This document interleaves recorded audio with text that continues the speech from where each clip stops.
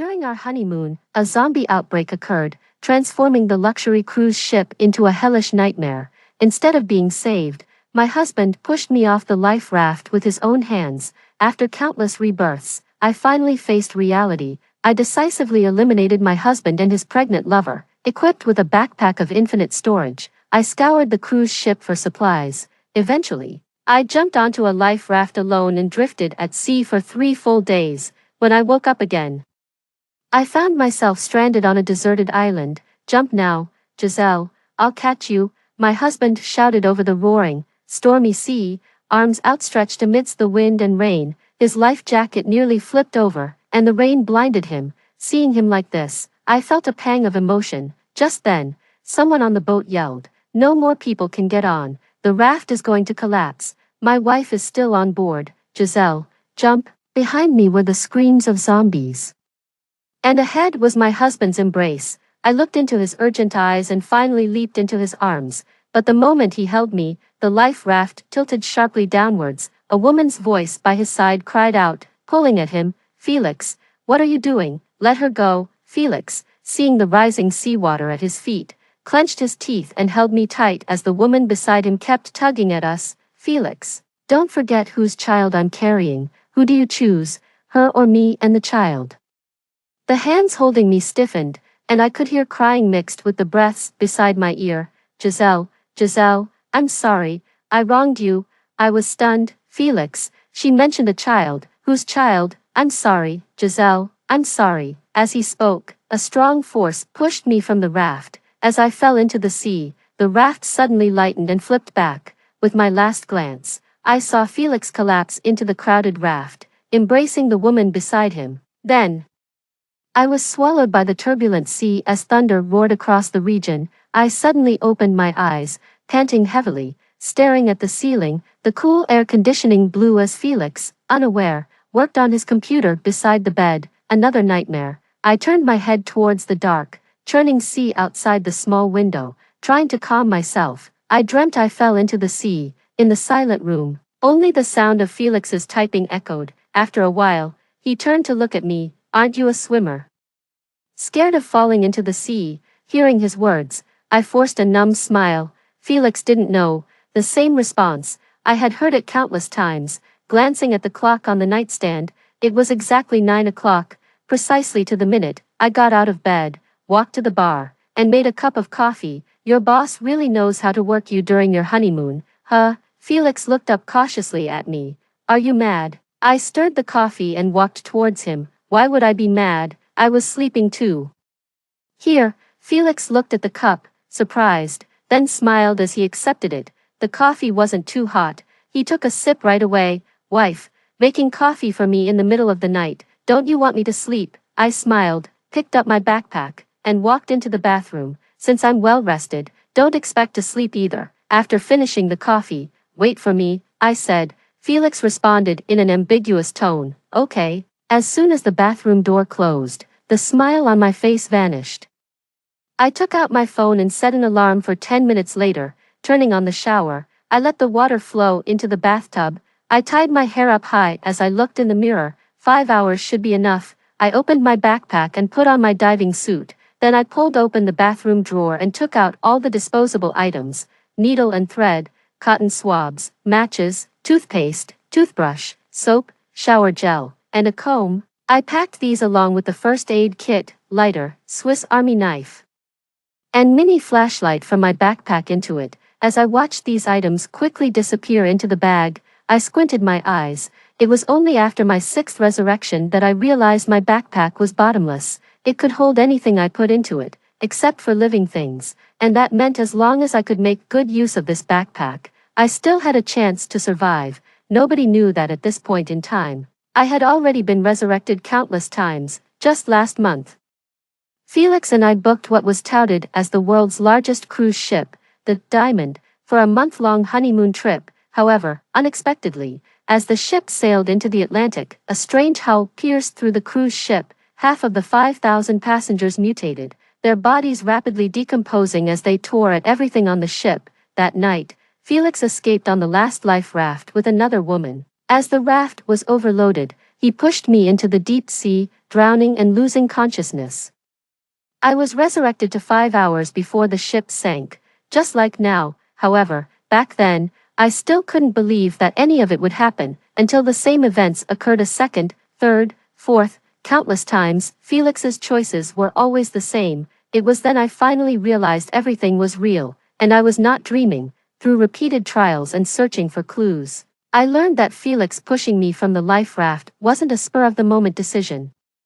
As the number of resurrections increased, I discovered that Felix had been adding sleeping pills to the milk he warmed for me every night. Last time, I managed to send him out, which gave me a chance to find on his office computer the high insurance policy he took out on me. Besides that, there were various unfamiliar hotel loyalty program receipts and records of hotel stays before and after our marriage, countless in number. That's when I fully recognized the truth. Even without the zombie outbreak, Felix would have found a way to kill me. Remembering what his lover said last time, my gaze darkened. She was already pregnant. That meant he had been unfaithful even before our marriage. That woman was also on this ship. The two of them must have been plotting to kill me to claim the high insurance money. But I still don't understand why. If he wanted me dead, he would still open his arms to me every time. A sudden burst of guilt at the moment of life and death. Thinking this, my hand gripping the sink tightened suddenly. Felix, you are truly cruel and cowardly. As my phone alarm went off, I stood up, shut off the shower, and looked at my ready self in the mirror, exhaling sharply. I calmed myself down and once again picked up my phone to send a distress message to my parents. The signal was poor at sea, and it was still loading after a long time.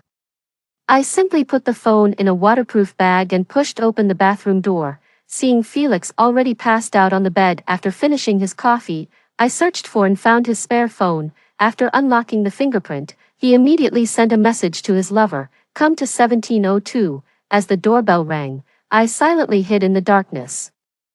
Soon, the person discovered that the door was unlocked and walked in. "Hello, is anyone there?" Seeing the silhouette of Felix sitting at the table, the visitor seemed to relax. "You jerk, trying to scare me with the lights off. Why did you choose this place? Aren't you afraid?" The woman's voice was coy and familiar. As she approached the chair, she noticed something was off with Felix. "Felix, why aren't you talking? Where's your wife?" "I'm here." As soon as I finished speaking, I fiercely smashed the ashtray onto the back of the woman's head. With a loud crash, the woman fell to the ground. I dropped the blood-stained ashtray, dragged the woman aside, and tied her up with Felix, who was still in the chair, and quickly gagged them with towels. Glancing at my watch, with 4 hours left, I dragged a suitcase directly into a small backpack. The mouth of the backpack, like a greedy maw, swallowed the suitcase whole. Not dwelling on this bizarre scene, I immediately hoisted the backpack and ran to the ship's lower deck storage. The bottom of the ship housed the storage, containing the cruise's supplies.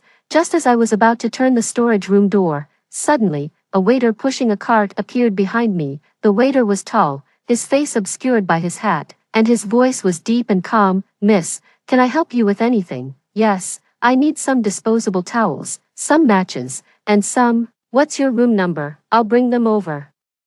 "I'm in a hurry, just give them to me here." The waiter and I locked eyes. After a standoff, I furrowed my brow. "Why don't you..." Clang. Suddenly, an arm appeared from under the cart the waiter was pushing. Feeling the tension, I turned and ran without a second thought. But before I could take a step, someone grabbed my backpack and pulled me back. A faint voice reached my ears. "Miss, don't you want your items anymore?" I steadied myself. "Do you have the keys to the storage room, then?" With a loud bang, he kicked open the storage door. He grabbed my backpack and pushed me inside. "Please, miss, I never expected to encounter a murderer on my escape route." I wondered if I'd die by his hand. Would I get another chance? If I could start over, on such a large cruise ship, I'd choose a different place to exploit. Thinking to myself, I turned to see the man close the door and then drag someone from under the cart. As he took off his uniform, he lifted his chin. "Take what you need. Just don't snoop around." I glanced at his solid muscles, quickly turned away, and started rummaging through the shelves. Seen people steal wallets, never seen anyone steal disposable items. "Hey, don't just take those towels and matches. There are valuable things here too." Saying this, a box of condoms was thrown into my arms. I pursed my lips, looking at the items in my hands. suddenly recalling some survival knowledge I knew before, and my eyes lit up. I immediately turned around and walked towards the shelf he was taking items from. I hastily stuffed everything from the shelf into my bag. The man watched me, squinting as if he were looking at a lunatic. "Miss, are you that short on cash, even stealing condoms?" As his words fell, groans began emerging from someone on the ground. Just as I was about to look down, the man grabbed my face, turning it back to him. "I told you, don't look around." The next second, there was a loud thud. The groaning from the ground stopped. With my head forcibly held, a look of curiosity washed over my face. So, was he dead or not? I didn't dare to ask. After a while, the man stood behind me, sizing me up, in the middle of the night, dressed in a diving suit. "You're not planning to go diving in a pool, are you?" I continued stuffing items into my bag. "Is that a problem?" The man stared at me thoughtfully. "Miss, do you think you can leave here tonight?" I zipped up my backpack, then turned calmly to look up at him. After removing his hat, the man revealed his sharply defined features, which carried a hint of fierceness, yet his eyes scorned me with a mocking smile. It seemed as if I was already his prey. Noticing his well-defined muscles, I nodded. Indeed, one punch from him could kill 3 of me. He looked down at me, flexing his wrists and neck. "Don't be scared, I'm quite gentle." Hearing this, I also smiled. "Is that so?" as he furrowed his brow. I quickly pulled out pepper spray from my bag and sprayed it into his eyes. Taking advantage of his momentary blockage, I forcefully kneed him in the groin. The man, caught off guard by my sudden attack, groaned in pain and instinctively bent over, clutching his lower body. This time, I kicked him with all my might, knocking him to the ground. "See you later, damn, don't let me catch you." I turned and ran to the door, shutting it firmly behind me and blocking it with a broom.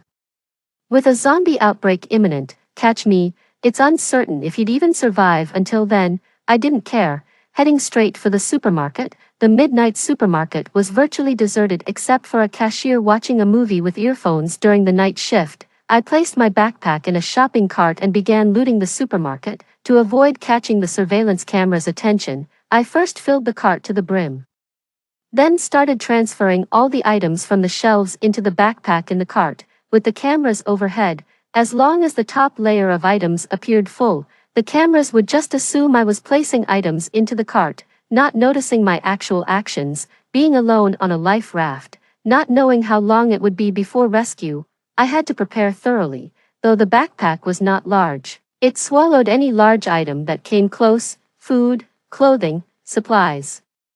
I swept through them all without missing a single one. Only after emptying the lower shelves did I approach the cashier outside the main entrance. I placed my now shrunken backpack next to the counter, handing over a basket of cheap items to the cashier, who was still engrossed in her phone. She glanced at my pitifully small backpack and simply rang up some snacks from my basket. However, just as I was leaving with the items, she stopped me. She glanced at my tiny backpack, raised her hand, and pulled out a bag. Relieved, I quickly smiled and thanked her. After all, having died too many times, I had no time to worry about others' fates, so after receiving the plastic bag, I immediately turned and left. With less than an hour to spare, I dashed out of the cabin and headed straight for the life rafts located at the center of the ship. The thunderstorm outside the cabin continued its relentless assault. Leaning over the railing, I glanced at the dark sea below, wondering if jumping from this height would be survivable at all.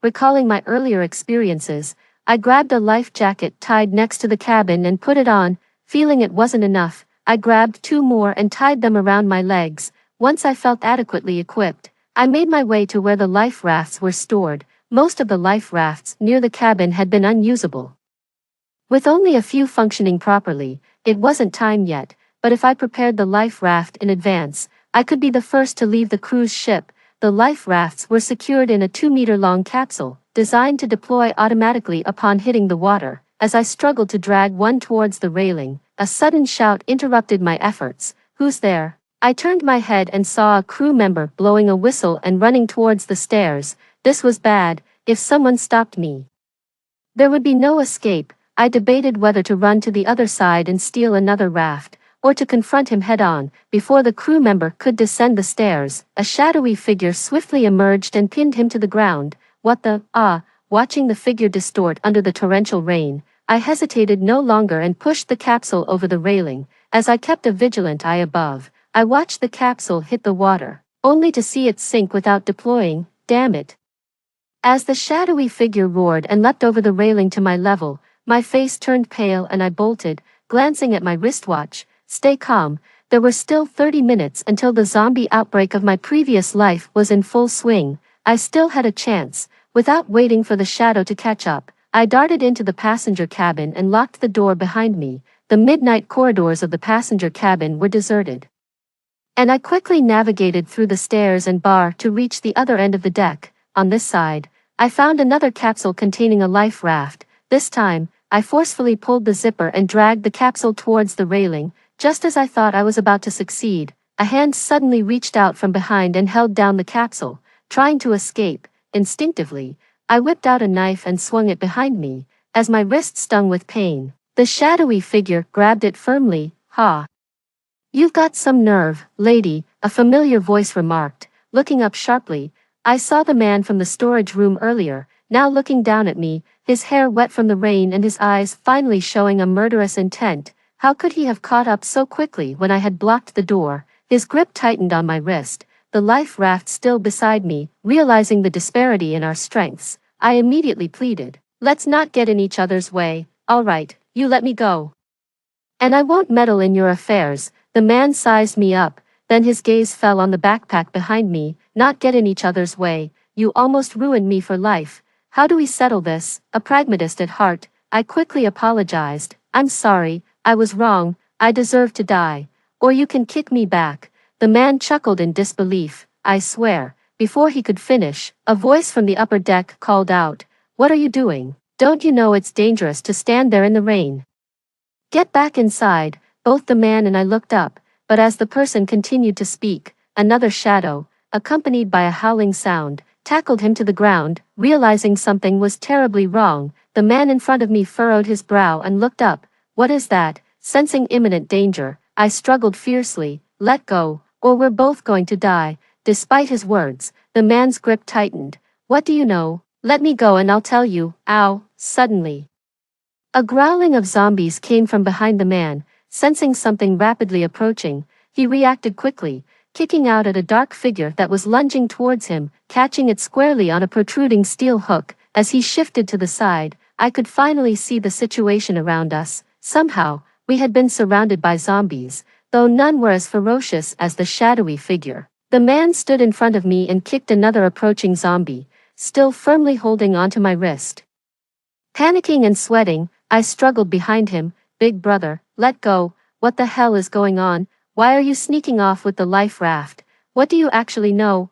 "I don't know anything, just let me go. If you won't talk, we can die together." "To hell with this." I opened my mouth and bit down hard on the man's hand. The man winced from the pain but did not let go. Instead, he pulled me in front of him. Before I could react, he grabbed my knife-holding hand and thrust it directly into the throat of an approaching zombie. Under the moonlight, my gaze briefly landed on a series of numbers tattooed on his wrist. The next second, he kicked a zombie rushing from the left and then used me to stab another coming from the right. I felt like a puppet, stabbing countless zombie throats under his control. As more zombies gathered around and screams erupted from the cabin, the man still used me as a shield in front, pushing back as the zombies swarmed us. "Stop, stop, you're my big brother." "Okay, stop, we can't kill them all." The man sneered. "You obviously know something, spit it out." Fearing he might push me into the crowd of zombies, I reluctantly pointed to a capsule by my side.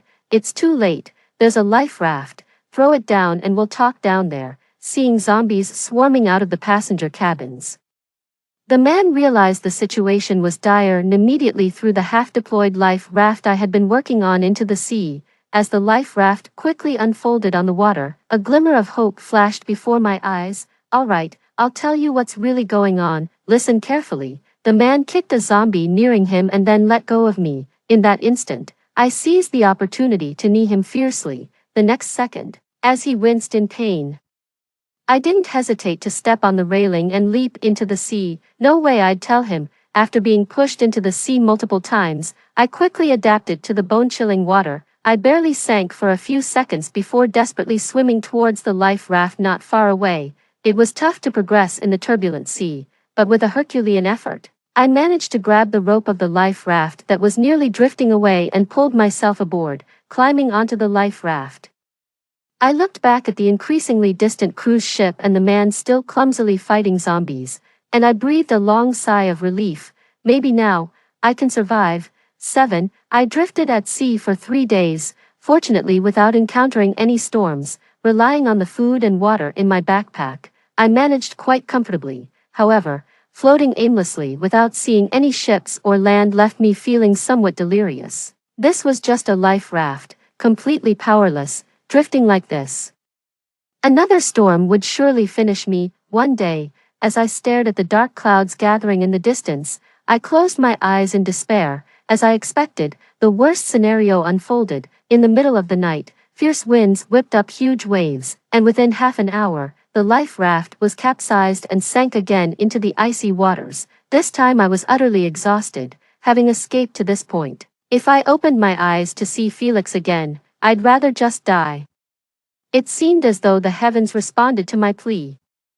The anticipated rebirth never came. It wasn't much better. The sound of the waves was right beside me, my hands and feet bound, and as I opened my eyes, I saw a fire being kindled next to me. A man, topless, sat in front of the fire, roasting fish with his back to me. The warm glow of the fire accentuated his muscular build, while my backpack hung dripping from a nearby tree branch. Not him again. How is he still alive? I suppressed the panic rising in my heart and carefully tried to untie the ropes on my hands, only to find that he had ripped his own clothes to tie me up tightly and securely. "You're not just a good runner, you're pretty tough too," he remarked. His voice startled me. The man then slowly stood up and crouched in front of me. "I fought my way in and out 7 times on that cruise ship, and you just took your chance and escaped on a life raft. The life raft drifted away. It's not my fault." The man chuckled. "What about the zombies? Why were you looking for supplies in the warehouse ahead of time? I turned your backpack inside out. There was nothing. Did you throw everything away?" He couldn't find the stuff inside. I brushed aside my doubts and bluffed. "Maybe the pocket wasn't zipped up properly. It fell into the sea." "Brother, can you untie me first? There's no one else here, and I can't run away. You think I'd trust you again?" Seeing him indifferent and walking back to continue roasting his fish, I breathed a sigh of relief. At least this man didn't kill me. That shows a bit of humanity, but not much. Who knows what he's keeping me alive for? The situation on this island is unknown, and with zombies all over the ship, who knows what other dangers there might be. Lying on the ground, I observed my surroundings and noticed that the beach wasn't just soft sand. There were shells and rocks partially hidden beneath. The man continued to leisurely roast his fish, while I pleaded pitifully, secretly digging at the sand beneath with my hands tied behind, digging left and right. I finally felt a hard shell. "Brother, please let me go. My wrists are hurting, and I'm just a girl. Don't you have any compassion? One more word and I'll throw you into the sea to feed the fish. Don't you want to know about the zombies?" "I don't want to know, brother. We should at least be friends after a fight, right?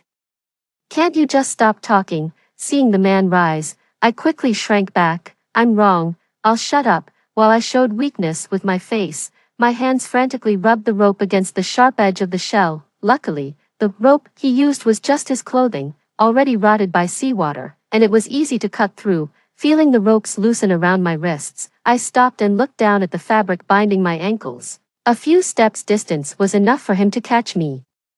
So it looked like I'd have to wait until midnight to make my escape. The man somehow found fresh water, seemingly keeping me alive for a purpose, afraid I'd starve, and even made some fish soup with thick leaves for me to drink. After that, he left me alone and found a sheltered spot to sleep. Unlike me, this tough guy seemed to have survived through immense hardship, covered in scars yet able to fall asleep quickly, and soon started snoring. In the middle of the night, the sound of the waves mixed with the wind blew the smoke from the fire into the night sky. I lay there, watching the moon rise and set, waiting until his snoring was completely steady. I quickly freed my hands and untied my ankles. Once free, I tiptoed to the rack by the fire, grabbed my bag, and headed into the island's forest. As I walked into the forest, I cautiously glanced back at the man still sleeping outside the woods. Perhaps he was truly exhausted, or maybe the sound of the waves was too loud. Just moments ago, I accidentally stepped on a broken branch, yet it didn't wake him. I should have taken the opportunity to end his threat with a single strike, especially since this place is unfamiliar and he poses the greatest danger to me. Unfortunately, he had already taken my knife on the cruise ship. To kill him barehanded, I would need a very suitable large rock, but looking around, the beach was only strewn with small pebbles, and the only large rock I found was immovable. I decided it was better to focus on escaping than risk being killed myself if my attempt to use the rock failed. This man seemed to have significant wilderness experience. He had found a wind-sheltered rock for himself and wisely didn't venture into the woods unarmed under the cover of darkness. Logically, I should have done the same, waiting for daylight by the shore before entering the forest. But that was impossible. We had already become enemies on the ship, and with him on the beach, my survival during the day was uncertain. I walked a long time in the forest by moonlight until the sound of the waves faded, then reached into my backpack. As my hand entered the seemingly bottomless opening of the backpack, my vision filled with a clear view of its storage compartments, each filled with items I had placed inside. I sighed in relief, realizing that only I could use the backpack. That was a fortunate turn. With a gentle tap, I could view the detailed contents of each compartment. A brand new flashlight appeared, needing 2 size A batteries. I remembered stuffing all sorts of batteries into my backpack while at the supermarket. Sure enough, after some searching, I found several packs of unopened, brand new batteries at the bottom compartment. I quickly opened a pack and inserted 2 batteries into the flashlight. As the bright light shone, I quickly covered the flashlight and looked around. I wasn't sure if there were wild animals on the island, and turning on the flashlight in the dark could make me an easy target. However, navigating without it was even more dangerous. I decided to dim the light slightly, just enough to see the ground in front of my feet. After a lengthy search in the woods, I finally found a massive ancient tree rooted in the crevices of a rock. Its trunk was so large it would take about 10 people to encircle it. The exposed roots and the rock behind formed a semi-enclosed hollow space, perfect for shelter. I scanned the area with my flashlight. There were no signs of animal habitation, just some weeds and no strange smells. Apart from some insects, there were no large animals in sight, so I could reasonably assume it was safe for now. Even if it wasn't, I had no choice. I was too exhausted. I entered the hollow and found it was less than 1.5 meters high. Standing up was difficult, but it was possible to set up a tent. The ground inside was covered with plants and weeds. I secured the flashlight on the ground, then took a tent and a double-layered waterproof liner from my backpack.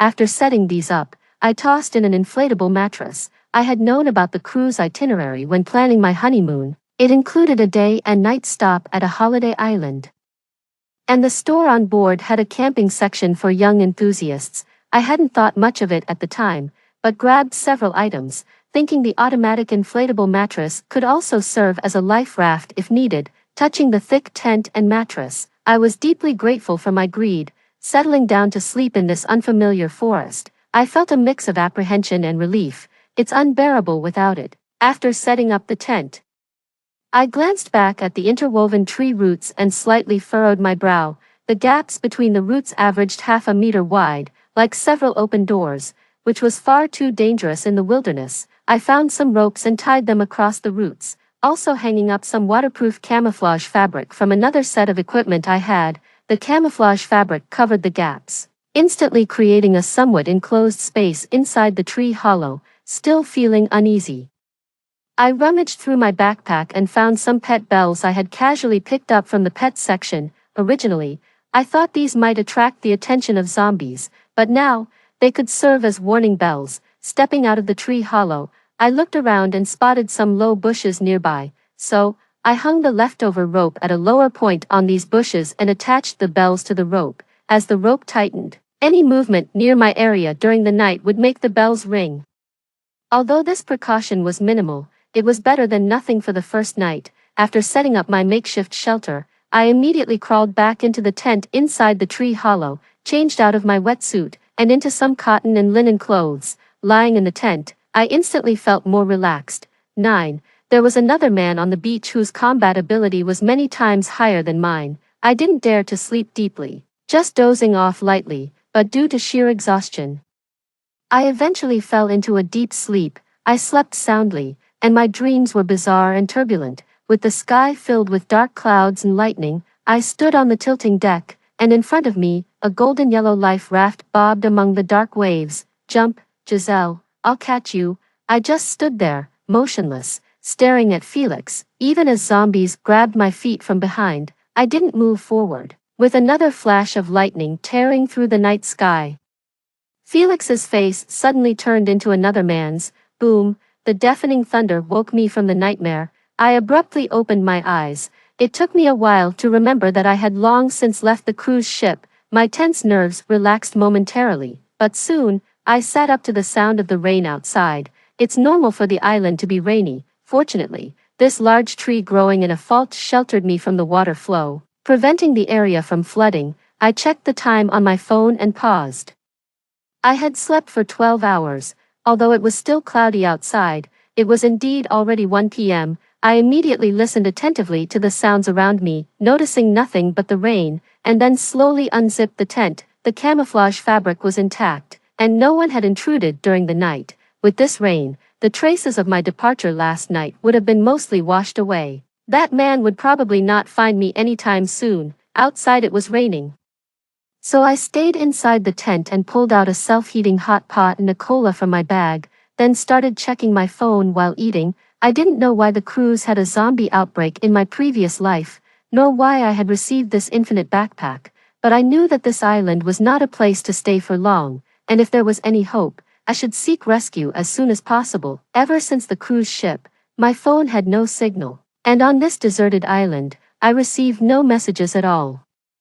Looking at the messages I sent to my parents, all marked with red exclamation points, I reluctantly put away my phone and started organizing the supplies in my backpack. Relying solely on the resources I swept from the supermarket wouldn't last long, as cruise ship passengers didn't need to cook for themselves, so my backpack was mainly filled with snacks and instant food, things like instant noodles, potato chips, chocolate, spicy noodles, and self-heating meals were plentiful enough to keep me from starving in the short term. I also roughly checked my drinking water, including soft drinks and purified water. After scanning an entire shelf of goods, I currently have no worries about supplies, but in the long run, it could become an issue. Looking at the heavy rain outside, I felt it necessary to plan ahead. I immediately pulled out the portable set of pots and pans I had collected from the camping area and placed them in an open space. Although the rainwater might not be clean, it is at least fresh water. Once boiled and filtered, it could serve as a drinkable water source. It's uncertain how long I'll end up staying on this island, so conserving resources is crucial for me. As for other items, I grabbed a bunch of quick-dry clothing, toilet paper, sanitary pads, and cleaning supplies. I made sure to also pack a flint, a windproof lighter, and some portable toolboxes. I even swept up some cat food, canned cat food, and catnip water from the pet section into my backpack. Though these are pet supplies, my gut feeling told me they might come in handy against zombies. At least the pet bells tied outside are proving useful now. I also grabbed other miscellaneous items like umbrellas, raincoats, slippers, sunglasses, and towels. As for weapons, I found none. After all, it's unlikely to find lethal weapons in a cruise ship supermarket, but surely, there must be some outdoor knives, forks, or scissors for camping, right? Determined, I searched through every storage compartment. Finally, fortune favored my persistence. Hidden behind a portable chopping board, I found a folded ceramic knife stuck on the back. This knife, extending a few centimeters when unfolded and only 8 centimeters when retracted, fits perfectly in one hand. I immediately took the knife out and concealed it horizontally between the buckles of my double-layer belt as a last resort self-defense weapon. With this, I felt less vulnerable. As the rain outside grew heavier, the sound somewhat relaxed me, and I decided to lie back down to catch some more sleep. When I woke up a few hours later, the rain had lessened a bit. I stored all the collected rainwater into a water bag and packed it into my backpack. Just as I was finishing packing, my fingertips touched a cold, silver necklace. Frowning, I pulled it out from the storage locker. When had I picked this up? I had no recollection of it. Bringing it closer for inspection, entwined at the end of the metal chain was a silver metal tag, weathered and scratched from use. Looking carefully in the light, the front bore the name, Finian, and below it, NOCT 23X, Type B, a dog tag, perhaps. Staring at those letters and numbers, they suddenly seemed familiar. Recalling that night on the cruise under the moonlight. The tattoo on the man's arm was identical to this one, but how did this end up in my bag? In a flash of realization, I began searching through all the storage compartments again. Sure enough, I soon found an item in my backpack that wasn't mine, a black box. So, the guy on the beach thought my backpack was empty and took it for his own, stuffing his belongings inside. Amused, I continued searching for more items. But unfortunately, besides the black box and the dog tag, there was nothing else. I took out the black box, finding it surprisingly heavy for its small size. It was a 10-centimeter square box with a matte black finish, the material unidentifiable, surrounded by a faint seam, suggesting it could be opened. However, despite my efforts, the box wouldn't budge. So, what exactly is this thing? Looking at the dog tag, the man's name must be Finian, since he ended up on this island with me. It means he must have also lost his life raft and landed here.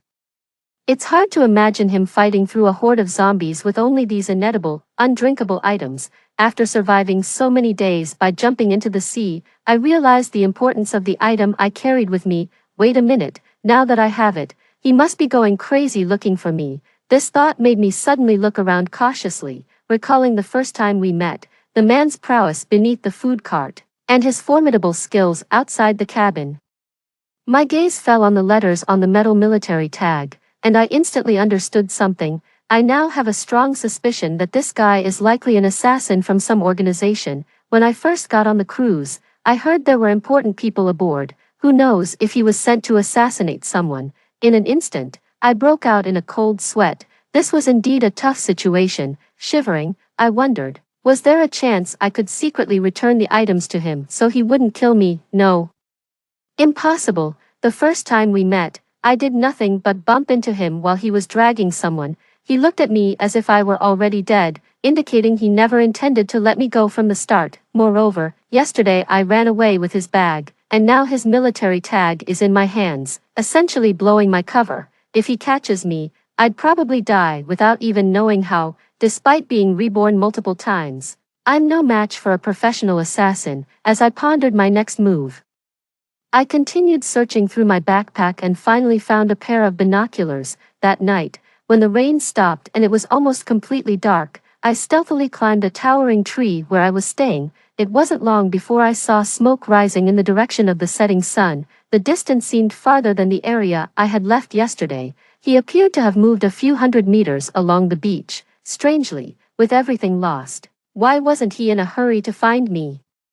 But soon I figured it out. He probably thought I couldn't escape, so he planned to slowly exhaust me on the island. But I had food, drink, and a place to stay, which he didn't. If he wanted to wear me down, I'd engage in guerrilla warfare on this island and wear him out instead. Having determined his location, I immediately looked in the opposite direction. The island's terrain was lower in the west and higher in the east, with 2/3 of the western coast being the pebbly beach I saw yesterday, while the east was entirely cliffs. The cliffs were far from the coast, and there was nothing to eat there. Given his current situation, he would definitely stay near the west side at night, where, despite everything, the daily tides would bring some shellfish ashore to stave off hunger. If he risked coming to the cliffs to find me, it wasn't certain he could return before dark. My tree was too conspicuous. If he was determined to search, he would eventually find it, so it was better to move without delay. Taking advantage of the darkness, I quickly packed my things, stuffed everything back into my backpack, and ran towards the eastern cliffs with my flashlight. There was almost no path between the weeds and trees on the island. I ran through the bushes, nearly out of the woods, when suddenly, a dark figure who had been waiting in the tree above abruptly dropped in front of me, seizing my neck. Looking up, Finian, who should have been on the west coast, smiled menacingly. "Caught you," he said. I gasped, realizing that the smoke on the west coast was a trap. He pinned me against a tree. "Your cunning really didn't disappoint me," he said. As I remained silent, he grabbed my backpack, opened it, and started to empty it quickly. However, after a few shakes, he found nothing. His gaze turned colder as he looked at me. "Hand it over," or don't force me to strip off your skin as well. Why so aggressive? I'll give it to you. It's not like I stole it, you're the one who misplaced it. Facing the murderous intent in the man's eyes, I swallowed nervously and reached into my bag. A second later, the bag was snatched away, and I was pinned against a tree by my neck again, trying to pull a fast one. During his words, his hand had already reached to my waist. He searched all my pockets, appropriate and otherwise, but ultimately found nothing. Where did you throw it? Feeling almost choked to death, I quickly raised my hands. Let me go first, then I'll tell you where it is.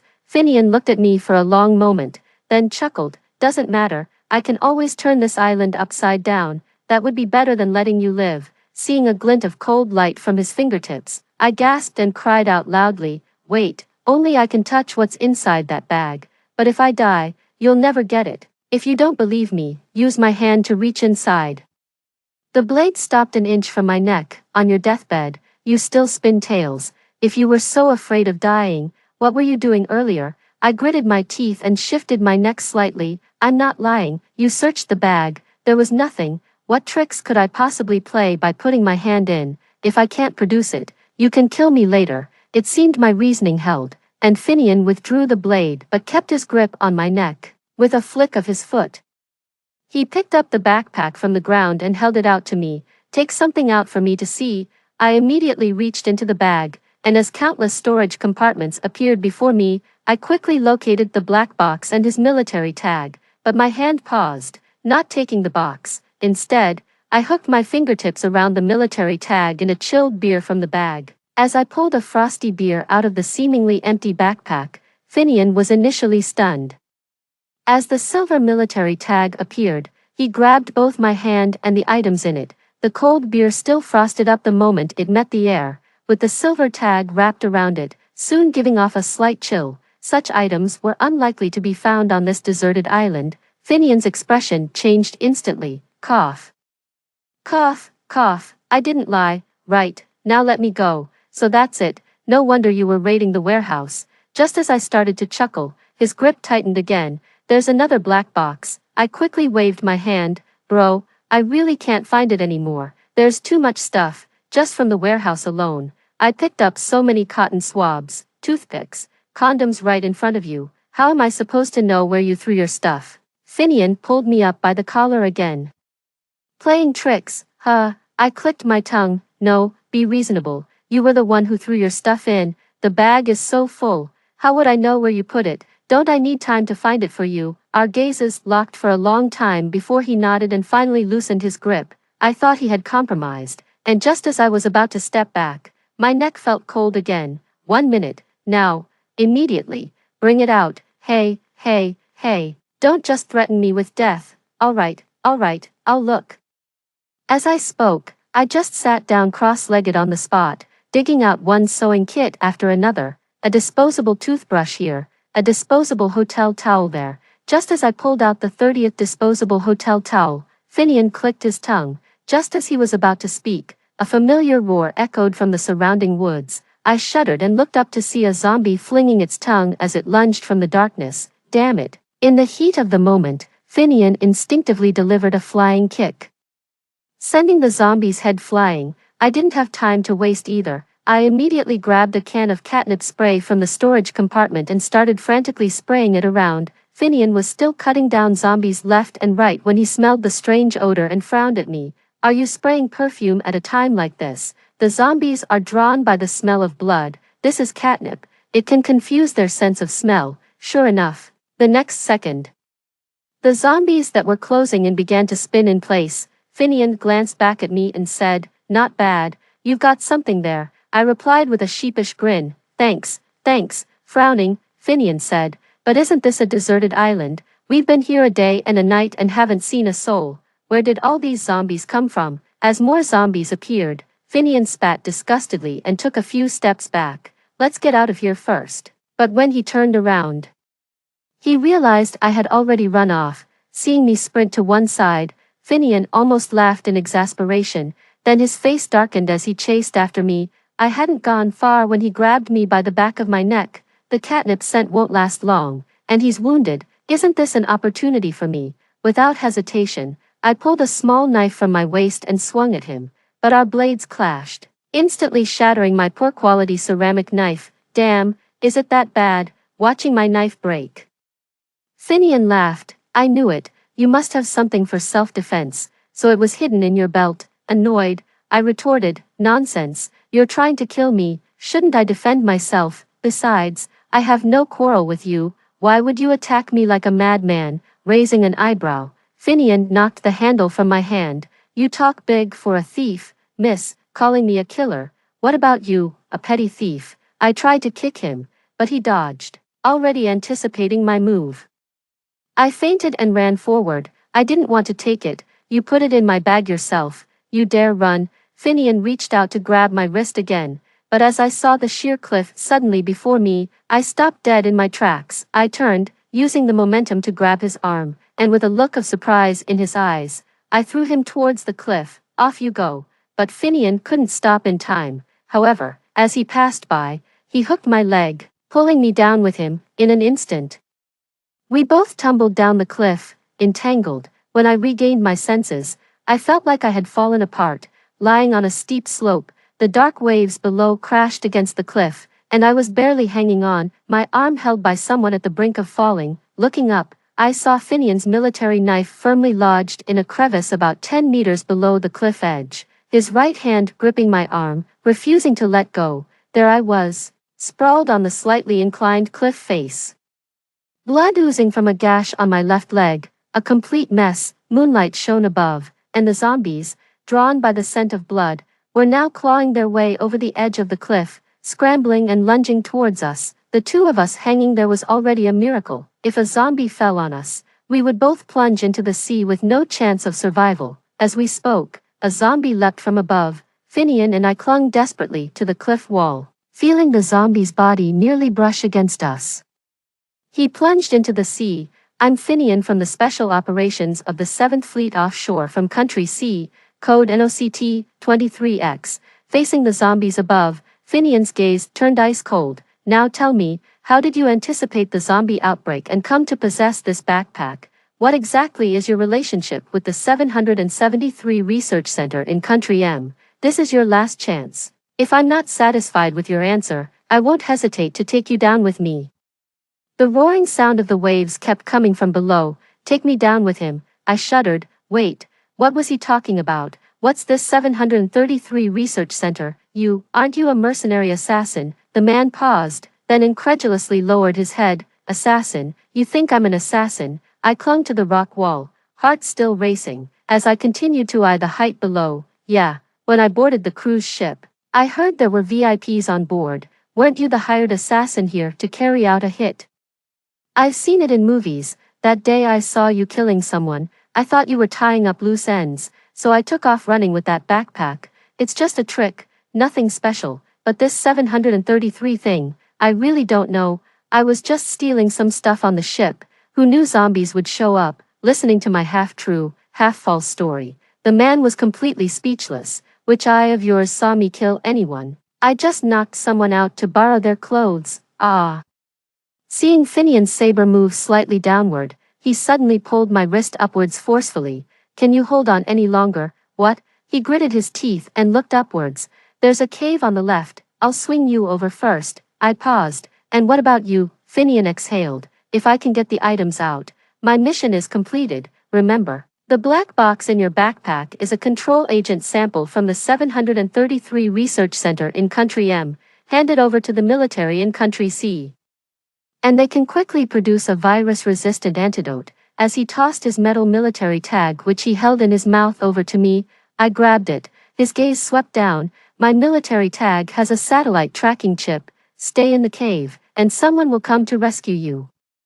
The next second, Finian used his saber as a pivot and swung me through the air towards the cave. With a powerful force, I was flung to the side, and a cave platform appeared in front of me. In an instant, the man let go. The huge inertia flung me out, and my injured left leg violently hit the platform, sending a painful jolt through me. Quickly recovering, I crawled a bit further away from the edge of the cave. Just as I breathed a sigh of relief, I saw the man outside the cave nearly falling down. Finian, in his effort to get me across, caused the saber wedged in the crevice to rapidly descend 3 or 4 meters. If he had thrown me into the sea, he might have been able to make it to the cave himself, but now, he couldn't make it across on his own. Hey, you were about to kill me just now, and now you trust me to hand over the items. The man looked down at the seawater below, then raised his eyes to me. I don't trust you. But I'm betting you don't want to die. As long as you want to live, you'll wait for rescue, and as long as you hand over that black box, Country C won't question your identity. I don't care who you are, but I know you're afraid of dying, and you wouldn't risk your life for a black box. His words left me speechless. He was right, I was very afraid of dying, but quickly, I realized what was needed and immediately found the climbing rope in my bag. I stood up, searched around, then tied the rope securely around a protruding rock in the cave, and threw the other end toward him. Hey, catch this. Finian was caught off guard by the rope throw. He hesitated for a moment but then instinctively grabbed it and swiftly wrapped it around his hand 3 times. He glanced at me, seemingly gauging the distance. Before I could see clearly, I noticed his combat knife loosen completely, with a snap. His arm's veins bulged as he forcefully wedged the knife into another crevice in the rock. Holding the knife in one hand and leveraging the rope with the other, he braced his feet against the rock wall, his muscles tensed throughout his body. Feeling the rope was relatively secure, Finian didn't hesitate and kicked against the rock wall. To my astonishment, he used the rope's tension to swiftly traverse the rock face. He moved like a nimble goat, quickly shifting laterally across the cliff before leaping into the air, swinging straight onto the rock wall beneath the cave. During this, the friction between the rope and the cave mouth was intense. I watched anxiously, fearing it might snap, but it turned out that the expensive rope was worth every penny. Seeing this, I couldn't help but admire his incredible core strength, even though he was hanging in midair. He managed to climb up to the cave with just a climbing rope.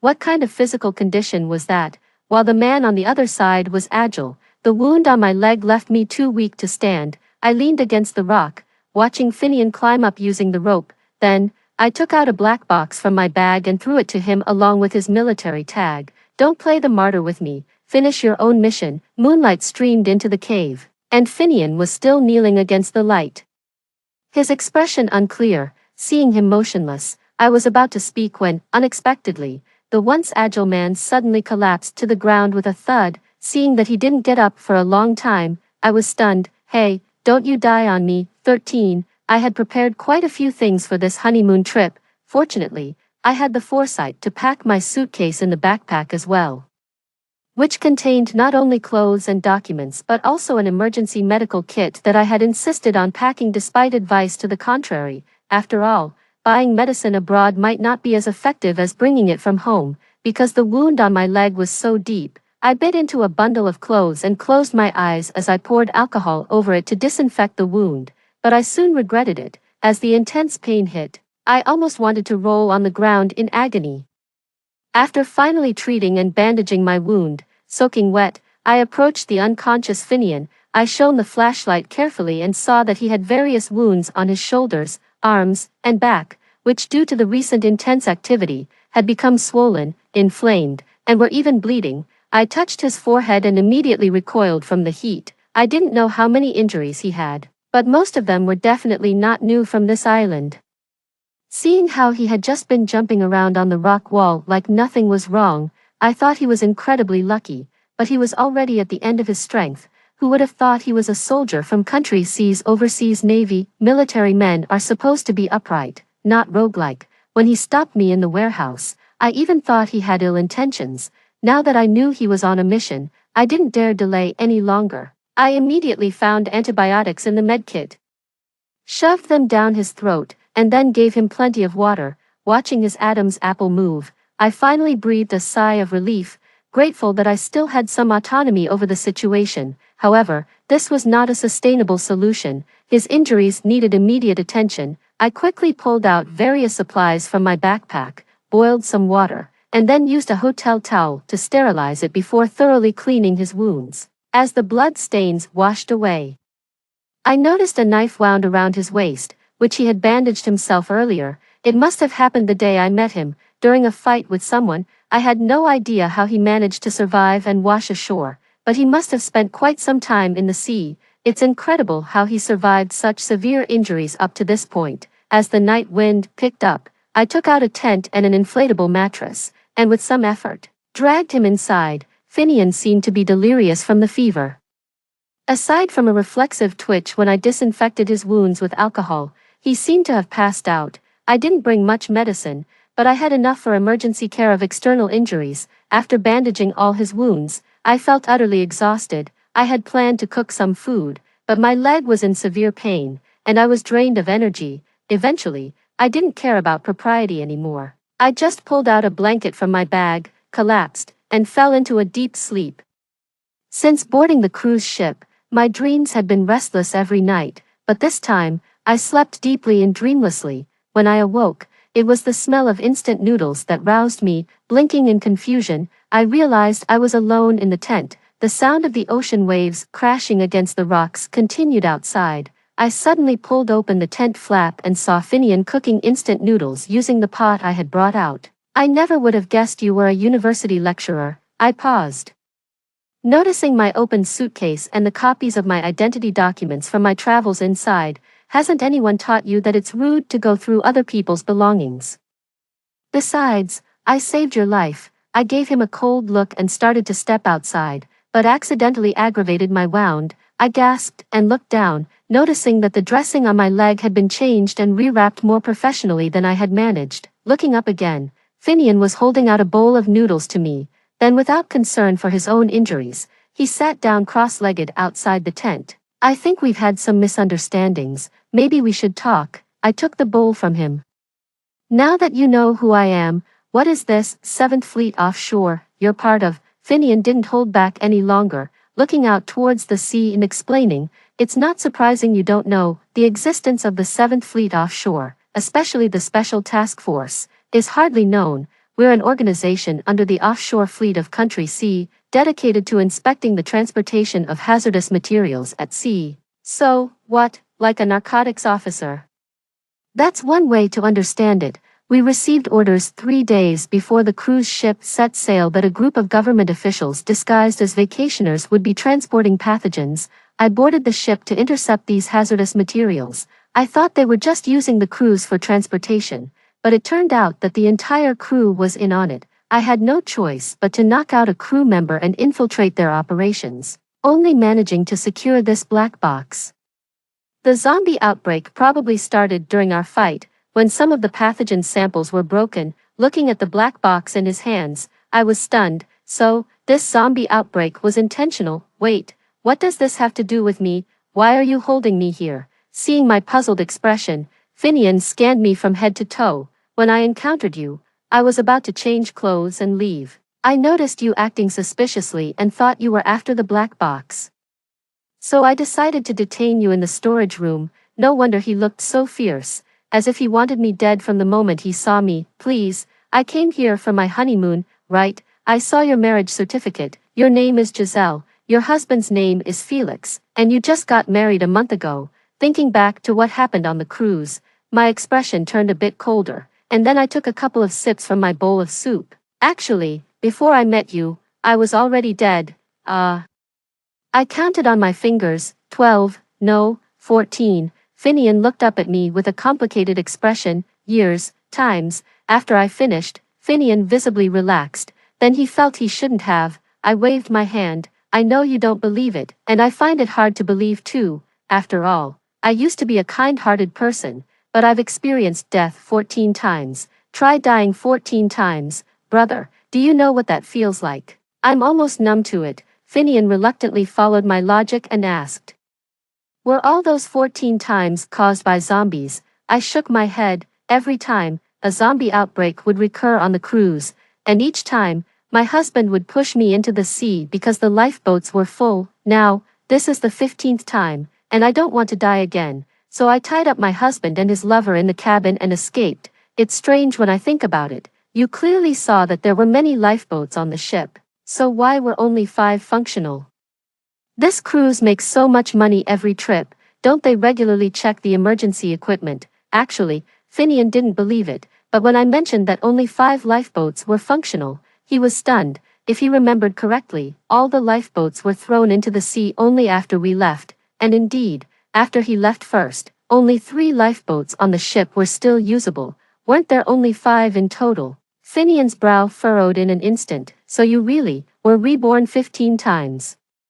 Not just that, you've also seen this bag. Do you think it can be explained by science? Saying so, I pulled the small backpack over, randomly reached inside, and pulled out a large outdoor tent and a long inflatable mattress. Finian stared at the items I took out of the bag, completely dumbfounded. This had already exceeded the realm of metaphysics and ventured into science fiction, seeing him in a daze. I didn't hesitate to push the items in front of him. With that said, after you finish eating, please set this up too. No need to be polite.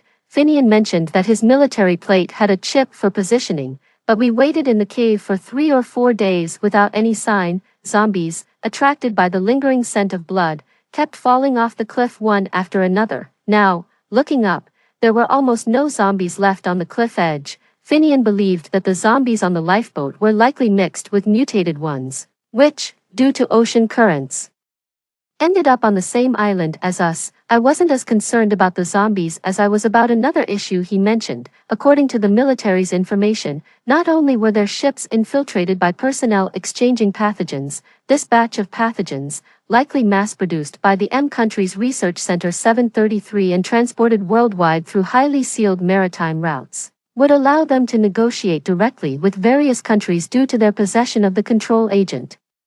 If a ship reached the port of C country, the consequences would be unimaginable. With C country's massive population base, if the pathogen were massively replicated and spread, the probability of ordinary people surviving was minimal, and the first thing I thought of was my own parents. The messages from my phone still couldn't get out, and every day in the cave, I was anxious. You don't need to worry too much. Every cruise ship has special agents on board. After obtaining the black box, I reported the exact route location, and by now, the fleet has probably already sent troops to intercept. That would be for the best. They were worried that each rescue team arriving at the ship might end up infecting one another, given they were unaware of the situation on board. Meanwhile, other cruise ships had already reached the mainland, which spelled trouble. After nursing our injuries for a few days, once both of us could move freely, we started planning our escape. If the military still hadn't found us, we would need to make our way into a region with signal to contact them, now unified in purpose, to leave the place as soon as possible, hand over the black box to the military, and then go our separate ways, myself returning home and him rejoining his unit. Our interactions were no longer tense. The cave was about 7 or 8 meters above sea level, and judging by the corrosion on the surrounding rock surfaces, Finian and I concluded that the area would definitely experience high tide. With a major goal in mind, our primary task was to leave the cave and return to the deserted island to create a conspicuous distress signal. I simply listed all the resources we had in my backpack: an inflatable mattress, climbing rope, yoga mat, empty water bottles, an umbrella, clothes hangers. With these items, it was not inconceivable to construct a makeshift raft and paddle our way back to the west coast. Tides and ocean currents became crucial factors. Finian, having worked with the fleet, knew much more about the ocean than I did. On the 3rd night, Finian and I got our things ready early. The bright emergency light fully illuminated the cave, while the sound of the waves striking the rock walls below was clearer than in the previous days. Finian, dressed in a black quick-dry shirt I found in my bag, lay at the entrance listening for a long time, until a wave crashed through and he immediately scratched a mark on the rock wall with his military knife. Feeling the height of the mark, he then stood up. It's about time. He had been monitoring the water level these past few days, noticing it was rising, which led us to immediately start preparing to leave. When I pulled the 4th inflatable mattress from the backpack to start inflating it, Finian, holding a glow stick I gave him, cut one open and directly poured the liquid into the sea. If this was filmed, you'd be blasted online, for polluting the environment. Man, Finian snorted coldly. When it comes to survival, all else is irrelevant. He watched the direction in which the fluorescent liquid swirled in the sea, then turned back to help me as we used climbing ropes to tie the inflatable mattresses together. There are no reefs on this side of the cliff. We can get into the water here. Hearing his words, I nodded. It was still a risky endeavor. After all, these were inflatable mattresses. not proper boats. A slightly larger wave could mean the end for both of us. We had survived previously because the currents had pushed us to the island, but now it was all up to fate. Finian was cutting the outer shell of a plastic toy, folding the plastic and tightly wrapping it with cling film around a broom's steel handle, finally stuffing foam boards into the plastic shell and sealing it. He made 2 such makeshift paddles, while I continued to reinforce the raft's bottom. Over the past few days, we had used up quite a bit of bottled water. Those plastic bottles were fixed around the raft to maintain balance. Moreover, to ensure the inflatable boat wasn't damaged by the rocks, I tied a thick layer of foam at the bottom. Is this good enough? Finian turned to look at the fortified raft, raising his eyebrows. By the way, what do you teach at university? Psychology. Wow, I thought it was a crafts class. But looking at your mentality, facing such emergencies, your self-regulation is not bad. Sometimes, when you're speechless, you really don't want to talk. I took it as a compliment, though. As the seawater rose bit by bit, until the area half a meter below the cave was submerged, daylight was already breaking. Finian and I together pushed the newly made inflatable boat into the sea. Seeing the raft steadily floating on the water, we finally breathed a sigh of relief. Wait here for a moment, I'll go down and try first. The hovercraft was securely tied to a rock outside the cave, so there was no worry of it drifting away. Seeing Finian jump down and the boat remain stable, he then reached out his hand to me. Come on. I slung my backpack over my shoulder, handed him the paddle, and then I jumped down too. Once we were both seated securely on the boat and saw that everything was fine, Finian immediately unfastened the carabiner on the climbing rope. Thanks to the calm sea, our journey back to the west coast went smoothly without any incidents. Upon reaching the sandy beach of the west coast, our attention was drawn to a few life rafts stuck among the rocks. Just as he had said, the people on the rafts had been infected and were also carried to this island by the currents. After we pushed the boat ashore, we directly packed it into the backpack.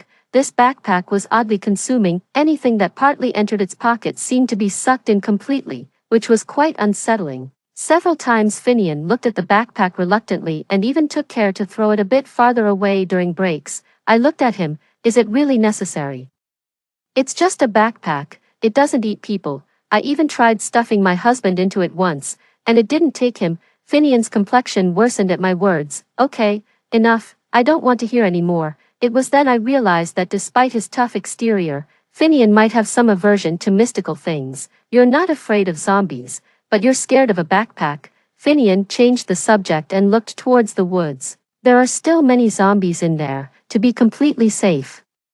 We need to lure them all out. He instructed me to start a fire while he ran into the woods. Finian was indeed efficient. After I set up a wind-sheltered fire circle by the beach, he soon emerged carrying a wild rabbit, its blood dripping everywhere, and he threw it directly into the center of the fire circle. Finian signaled me to find a rock to climb on and wait. Sure enough, soon a horde of zombies, howling, chased the scent of blood and swarmed into the fire circle. Finian then sealed off the circle and threw several rolls of toilet paper inside to fuel the flames. As the flames rose higher, the screaming of the zombies eventually faded into silence. The fire burned for a whole day, and neither Finian nor I continued to watch. Instead, we went back into the woods to search. Eventually, we returned near the cliff and used the same method to ignite another fire circle, drawing in and incinerating the remaining zombies to ensure safety.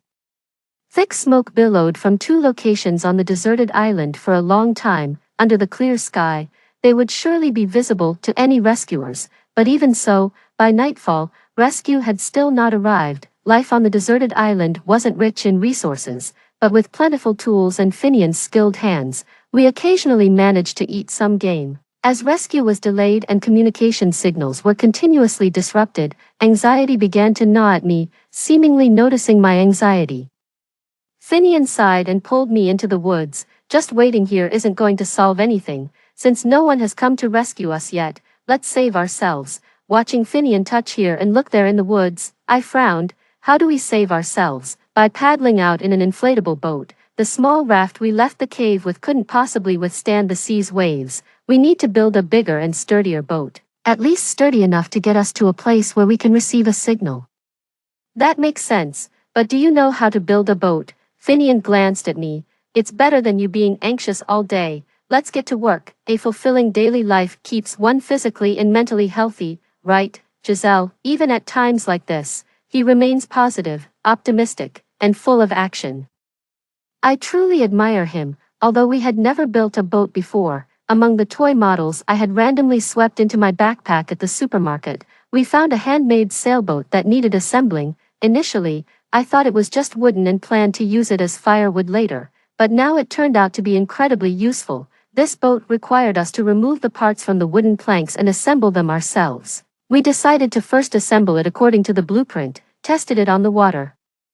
And indeed, it could navigate. With a sensible use of the sails, we could sail swiftly. Seeing this, Finian and I began to create a full-scale replica. Armed with a toolbox, we entered the forest and began sawing down trees with a wire saw. It was my first time using such a tool, and I couldn't help but doubt, can this really cut down a tree? Finian, wearing a pair of gloves, was pulling the wire saw so fast it almost smoked. But he didn't stop. When you were raiding the supermarket, did you even look at what these were for? With the rush, who had time to check? If it weren't for your meddling, I might have left without even seeing the zombies.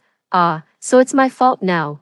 If you hadn't met me, you probably wouldn't even know what happened on the cruise. With no signal on the island, what would you have done? I leaned to the side, whittling a stick with a knife.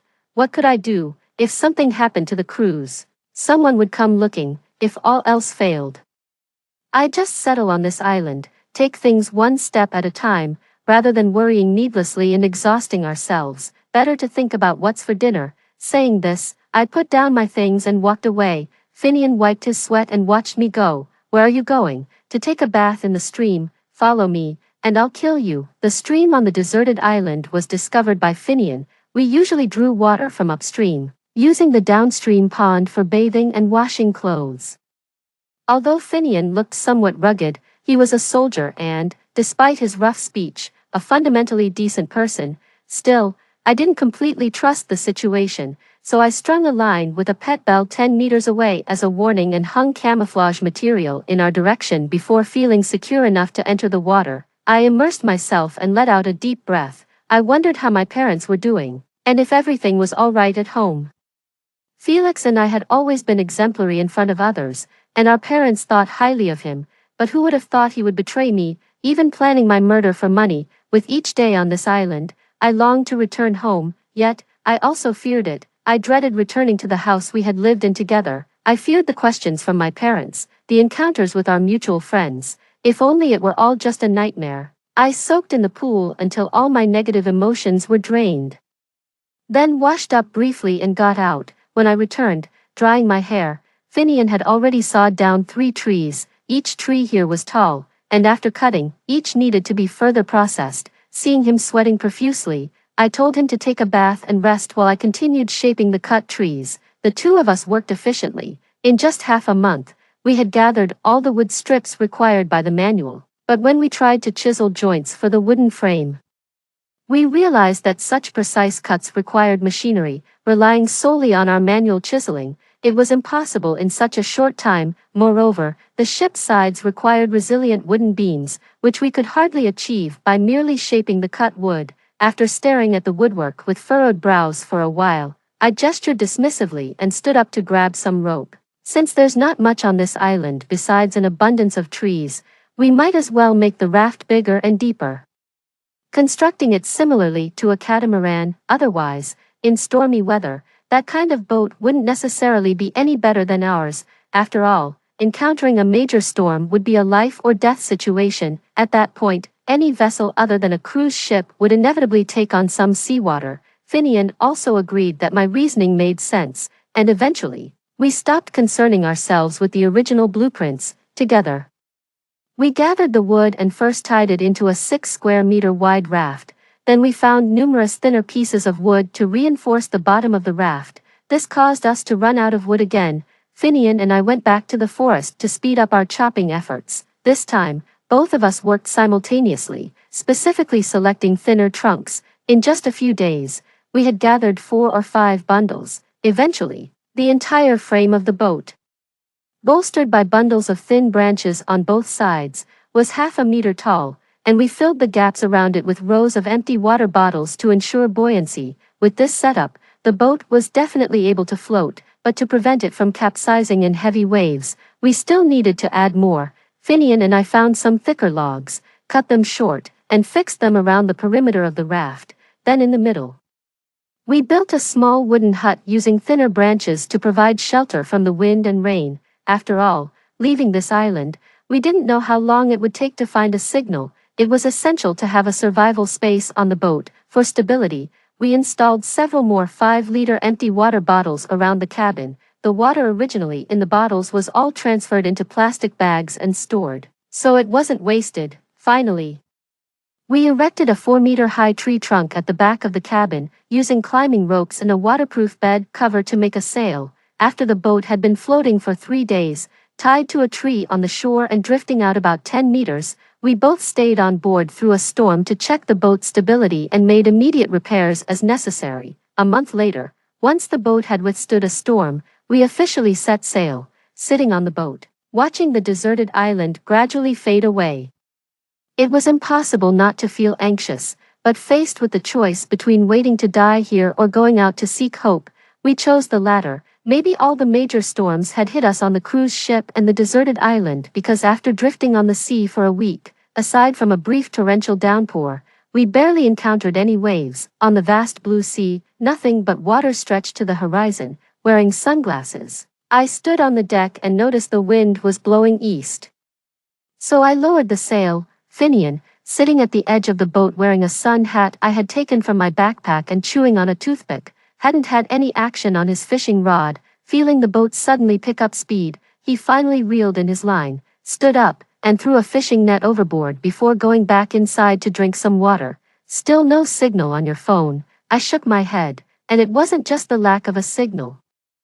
The phone's battery life was also a problem. When I ransacked the supermarket, I didn't take much else, but I nearly cleared out all the power banks. Although we still had 10 left, using one meant one fewer, and it was uncertain whether they would last until we found a signal. The wind's been pretty strong lately. According to this wind direction, we should be able to receive a signal sooner or later. I pinched my forehead. Honestly, I've never hated the sea so much. But you seem quite accustomed to life at sea. Nonsense. We were stationed with the fleet, spending most of the year at sea. How could I not be accustomed to life at sea if I wasn't fit for this kind of field assignment? Previously on the island, I could find places to release my negative emotions alone, but on the boat, once my negative feelings reached a peak, I would break down, unable to do anything effectively. I felt disheartened and had no energy left to talk. After dinner, Finian knocked on my door and asked me to step outside. I wasn't sleepy anyway, so I opened the door and walked out. "What's up? I've got something great to show you." Something great? Had he found a cruise ship? Finian sat at the bow and gestured for me to sit down. I sat next to him, staring blankly at the dark sea, and the next second, a pair of hands pressed my shoulders back. As I laid back on the deck, the endless galaxy filled my vision. Looking at the dazzling starry sky, I felt as if the sea breeze had suddenly stopped, and all of heaven and earth had turned serene. When I was a child, my parents were already on the front lines, stationed in the border areas. They always told me over the phone how beautiful the stars were there. Later, I would often run up to the rooftop of my house to count the stars. After all, no matter how far apart we were still under the same starry sky. Look, that's the summer triangle. See how clear it is, and over there, that's Sagittarius. It looks like a teapot, and there's Orion. As he spoke, I stared at the night sky and remained silent for a long while before speaking. "So, where's Scorpius?" Finian paused, then raised his hand and pointed to an orange star above. "See that one?" "Which one?" He leaned closer, trying to guide my hand from my perspective to point it out. "The orange one in the middle of the Milky Way. That's Antares. Starting from it, the large hook connected downwards is the tail of Scorpius." Finian quickly lay back down, gazing at the starry sky with his hands cushioning his head, a look of contentment on his face. "Antares, 550 light-years from Earth. Although its average temperature is only half that of the Sun, it's 500 times larger. Pretty amazing, right?" It took me a while to recognize it. 550 light-years. That's really far, but you probably can't see this in the city, at least in my city. You're lucky if you can see the moon at night, you hardly ever see the Milky Way like this. Hearing this, Finian was taken aback and then sat up. Oh, can't you see it in the city? I was hoping to comfort you, you really can't see it. I then realized he was trying to cheer me up because I was feeling homesick. For a moment, I couldn't help but laugh and cry at the same time as I sat up straight, not to burst your bubble, but the air in the city isn't as good as it is at sea. But having the chance to see such a pure Milky Way is already enough. As I spoke, with a blink in the corner of my eye, it was as if a box of shattered diamonds had been overturned in front of me, and something rapidly poured down. Holy smokes, Finian, look.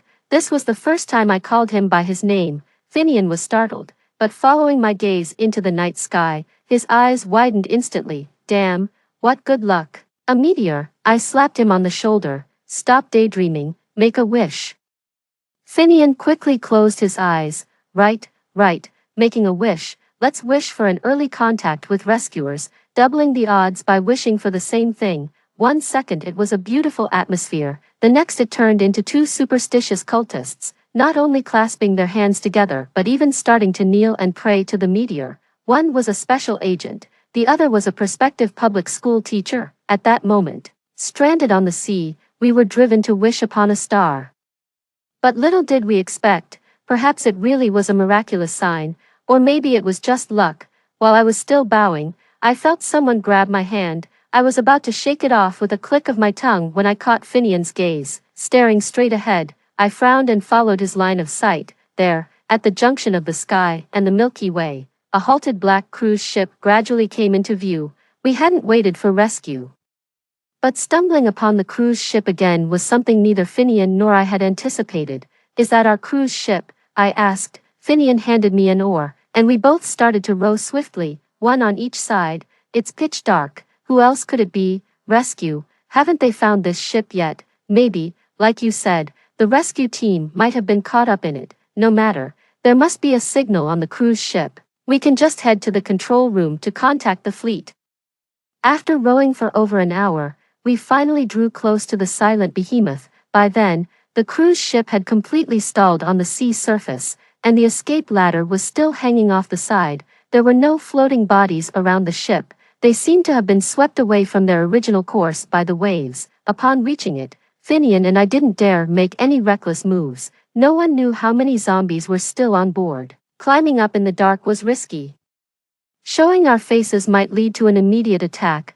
We decided to wait until daylight to board. The control agent couldn't be used directly. It was necessary to find the first infected subject and extract the serum. Thinking of that first pathogen, my thoughts immediately returned to the dark figure I had first seen on the deck.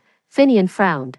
Are you saying there was a zombie faster than the others? Yes. It moved swiftly and targeted precisely. Unlike the others who clumsily clump together when they smell something. Didn't you see it? You left later than I did. Finian thought carefully, then shook his head. The ones that attacked me later were slower. Maybe the one you mentioned went straight to the cabins to look for live humans, knowing that daylight would bring a fierce battle. We stayed by the boat and took turns resting through the night. As dawn broke, Finian and I finally approached the ladder with our boat. We climbed up the escape ladder very cautiously, afraid to make any noise. Finian went up first. He checked the situation and seeing no trace of zombies around the side, he climbed over and pulled me up too. Returning to the cruise ship stirred a mix of emotions in me. We both didn't dare to enter the cabins directly as the enclosed environment inside could trap us with zombies, leaving us with no escape. But the control room was inside, and skirting around the outside wouldn't help. The old method, burn it.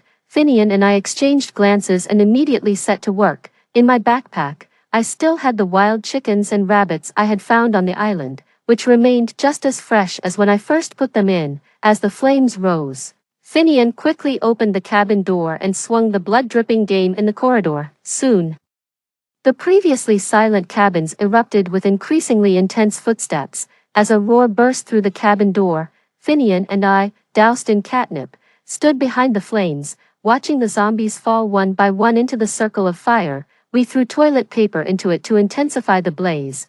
We burned around every exit of the cabin, but we never saw that particularly fast zombie. Unable to confirm whether it was still on the ship, we became even more cautious. We even coated ourselves with catnip water and, fearing the scent would dissipate, we sprayed ourselves all over with mosquito repellent, making us walking sachets. Before we cautiously entered the cabin, in many rooms, there were zombies that hadn't managed to escape. Finian's blade fell swiftly. We resolved the threats one by one. Even I armed myself cautiously with an emergency axe taken from the ship's cabin for self-defense. The two of us fought our way to the control room. But upon seeing the firmly shut doors, none of us dared to enter lightly. As the door was opened, Finian threw in a bloodied wild chicken first. We waited for half a minute, sensing no presence inside. I was about to move, but Finian stopped me. He tilted his head slightly, listening intently, his frown deepening. "What's going on?" Before he could finish, Finian quickly pushed me aside. The next second, something dropped from the control room's ceiling, swiftly grabbed the wild chicken, and then charged out the door. It moved with the same speed as the dark figure I had first seen on the deck. The shadow, with the chicken in its grasp, chased Finian, who took a right into a corridor. With a saber in one hand and an axe in the other, Finian fought the creature while yelling at me, "There's only one pathogen carrier. Quickly get into the control room and lock the door." I paused, then looked up. "What about you?" "Don't worry about me. Just make sure to get the message out and don't open the door until help arrives." As Finian spoke, he continued to draw the shadow away from the ship. The creature, enraged, did not hesitate to chase after him. Watching Finian's retreating figure, I hesitated no more and decisively entered the control room. After searching around, I finally found the dislodged switch and pushed the electric switch upward, instantly illuminating the entire cruise ship. The next second, the control panel in the control room rebooted, and I immediately started searching through it. I found something resembling a phone, saw a speed dial next to it, and began dialing one by one. Finally, following a crackling sound, a familiar voice came through. "This is the command center of the 7th Fleet in international waters. How may we assist you?" On hearing this voice, I burst into tears of relief, overwhelmed. This is the Diamond Cruise.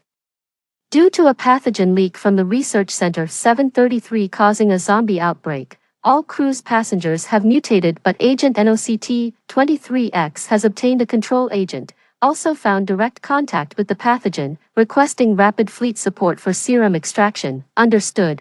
Please ensure the crews remain stationary. Reinforcements are on their way. As we spoke, a figure suddenly crashed against the glass of the control room, startling me. I looked up, feeling a heavy sinking feeling in my chest. It was Finian's body. As he crashed, the glass smeared with a muddy vivid red from his blood. Seeing Finian struggling to roll to the side, the next second, a completely charred zombie also jumped down, landing right where he had been.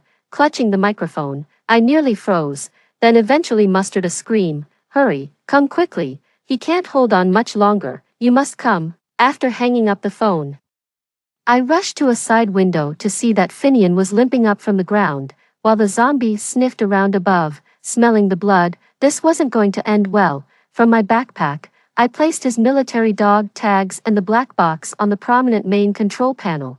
Then I quickly ran out of the control room. Familiar with the ship's cabin routes due to many rebirths, I went to each cabin entrance, taking out flammable materials from my backpack and lighting them. I didn't care where Finian had run off to. I lit one door after another until I left the last door, through which I indeed saw Finian running through the thick smoke. Since the smoke blocked all entrances, Finian had only one direction to run, while the intense flames and pungent smoke also slowed the zombie down a bit. Seeing Finian appear, I immediately went up to support him by the arm. "Weren't you supposed to stay inside?" Cough. Coughing blood, Finian still tried to push me away. "I'm covered in blood now. It will find out soon. This thing is too fast and strong. Wherever I hide." Ignoring his protests, he supported him all the way to the elevator. Finian probably feared it would come back to bother me, so he intentionally led the zombie outside. However, he forgot that outdoors, the zombie's speed was unrestricted. As the two moved through the cabin, Howls quickly followed from behind. I decisively took Finian into the elevator. The scent of blood abruptly stopped at the elevator door, enough to leave that zombie puzzled overnight. As the elevator reached the basement, I stood in front of Finian and was the first to raise my axe, severing the neck of a zombie that lunged at us. Then I led him towards the original warehouse door. You're quite skilled. You could qualify for special services. Shut up and rest for a bit. The doors on the ground floor were ordinary, but the basement warehouse doors were made of iron. If we hid there before rescue, the zombie's strength would be useless. The warehouse door was open. After checking and seeing no one inside, I immediately pushed Finian in, then took out some floral water and poured it one by one outside the door. Finally, I firmly closed the massive door. Finian leaned against the ground, barely breathing, and laughed as he looked around. Are we back here again? You still have the energy to laugh. Where are you hurt? Let me check. Finian flinched back. Don't worry, I just fell. I wasn't bitten, otherwise I would have jumped into the sea. I noticed the blood by his mouth and felt uneasy, immediately pulling open his shirt to check. His body was covered with old wounds, no visible external injuries. It must be internal injuries. I started from the back of his neck, moving my hand down, checking around without any reaction from him. Then I moved to the front. To my surprise, he suddenly dodged away. His previously smiling eyes now shifty. Stop touching. I don't even have a girlfriend. I rolled my eyes at him, immediately following his collarbone, sternum, and ribs downwards. When I pressed on his left ribs, he suddenly trembled violently. I knew it. I quickly found ibuprofen in my bag, fed it to him, and then took out an air mattress, moving him onto it. Thinking back to emergency knowledge I had encountered before, I immediately found some chilled beers, wrapped them in a towel, and applied them to his ribs. Finian lay on the air mattress, feeling the chill and tried to push it away. It's cold, I frowned. You should be glad you can still feel the cold. After half an hour of applying ice, it seemed enough. Fearing he'd move and make it worse, I found a waistband I had used before from my luggage. The waistband had soft bones for support, but it could only cover half of him. I thought for a moment, took out an elastic strap used for luggage, held the half side of the waistband, then wrapped it around the injured side, finally securing it with the Velcro at the end of the elastic strap. Time passed, and noises came from outside the door, but it didn't sound like a rescue team. I listened intently to the noises outside, but the next moment, a heavy impact hit the door, sending shivers down my spine. As the banging continued, I nervously crawled backward, and Finian also drew his military knife, struggling to sit up.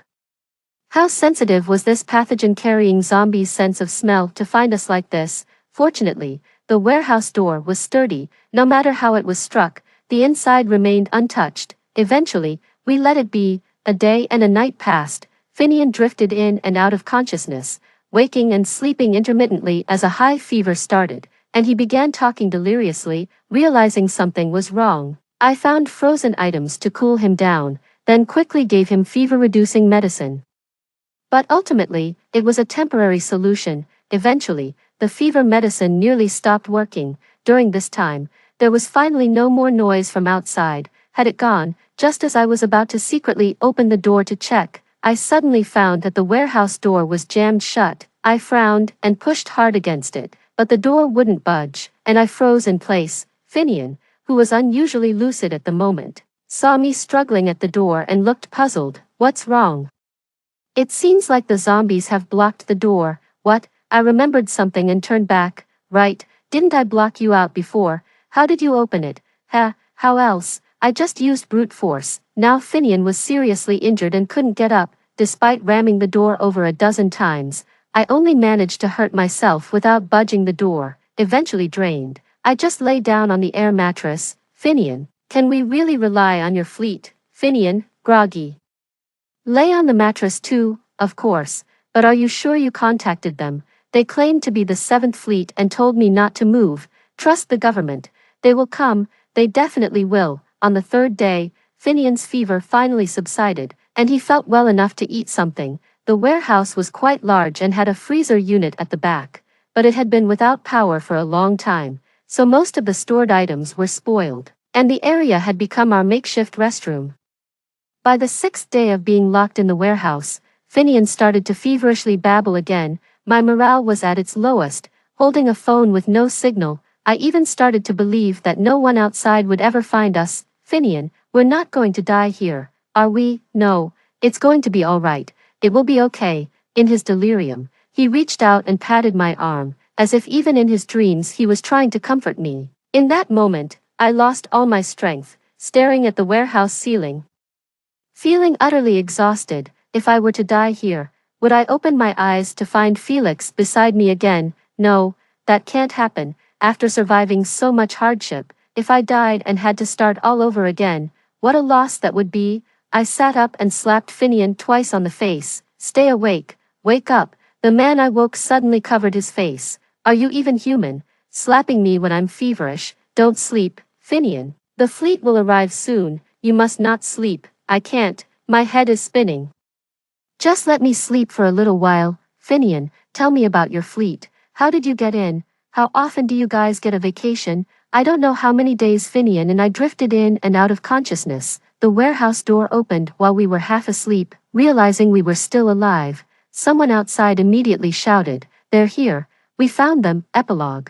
When I opened my eyes again, I was back home. It turned out that on the day I contacted the 7th Fleet, they had dispatched a team that found the diamond. While they didn't find us after inspecting the control room and finding the controller, they encountered the pathogen underground first. As the virus had already infiltrated the coastal cities of Country C, they didn't venture deeper but captured the pathogen with a stun gun to extract serum, and then took the controller to work on an antidote overnight. After the virus spread in Country C was fully contained, the fleet, realizing something was amiss, returned to the diamond for a thorough sweep and finally found us, barely alive, in the underground warehouse. Logically, with food and drink in my backpack, I shouldn't have succumbed so quickly, but the mental torture was the most painful part. Being confined in a dark, small space, even with adequate ventilation and provisions, would inevitably lead to problems over time. This time, the plan of Country M was a total failure.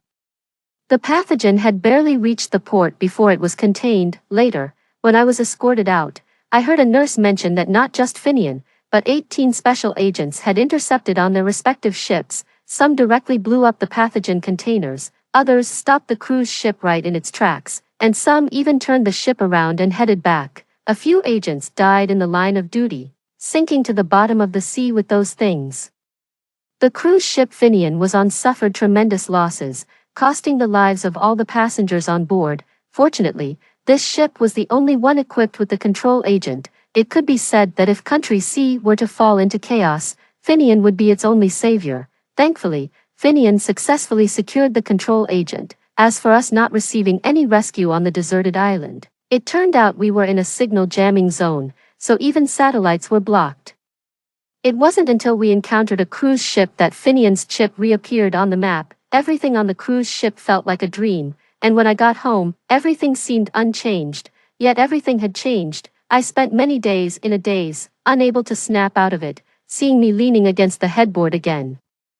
My mother sighed and brought me a bowl of porridge. "Stop worrying, you're lucky you missed the ship. It's not your fault he went without waiting for you." Due to political reasons, the tragedy on the cruise ship was officially recorded as a maritime disaster. As a survivor, my name was wiped from the passenger list by the military. Thus, the version my parents knew was that Felix and I had a fallout. He boarded the ship by himself. And I missed it. Felix's parents, devastated, came to me in tears demanding answers, suspecting I had tricked them out of the dowry or wondering if there was any insurance money or compensation.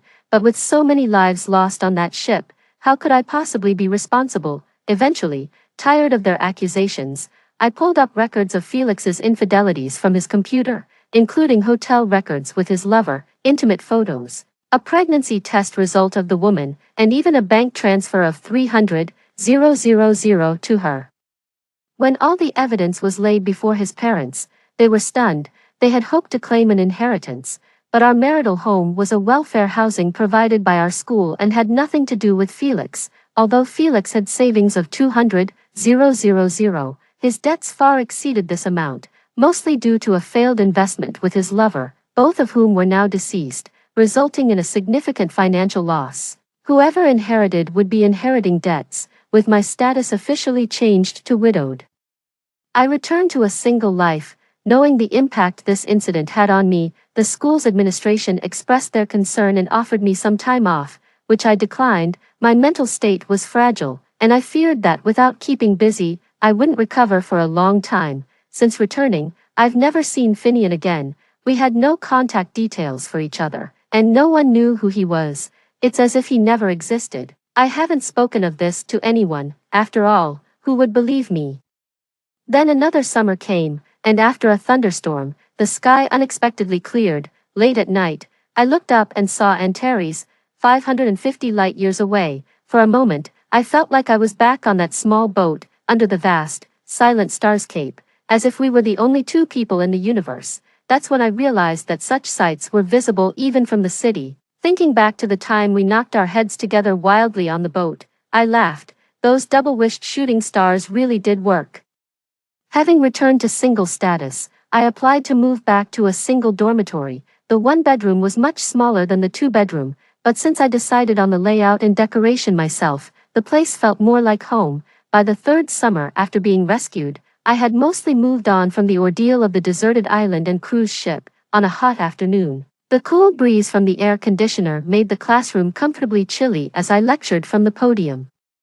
The students below were all nodding off, nearly falling asleep right there and then. I was already used to this scene. Only by occasionally tapping the blackboard could I snap a few of them out of their drowsiness. Turn to page 84. If you fail the final exam this term, you'll be facing a retake. Don't say I didn't warn you. Though I said this, only a few were jolted awake. The afternoon in summer indeed induces sleepiness. And in the large classroom, aside from my voice, only the hum of the air conditioning could be heard. It was truly more conducive to sleep than a dormitory. Just then, I noticed a few girls in the back row leaning over the window looking outside. What's going on, teacher? There's a handsome guy downstairs. This statement was like a bolt from the blue, instantly waking up all the girls in the class. Everyone stretched their necks to look down, and I immediately frowned. They weren't paying attention to the lesson.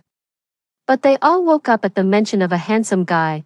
I put down my book and walked over to the window to look down. Beneath the shade of the trees in the midsummer heat, I saw a man in a black t-shirt leaning against a tree, enjoying a popsicle. The dappled sunlight filtered through the leaves, casting patterns on his scarred arms. Sensing someone watching from above, he slowly looked up. My breath quickened, and I immediately pushed the window open. In an instant, the oppressive heat mixed with the shrill cries of cicadas enveloped me. The once silent world burst into noise once again. Finian stood under the tree, shading his eyes with his hand to see it was me, then smiled and waved. Giselle, our class is over, let's grab a bite, he called out.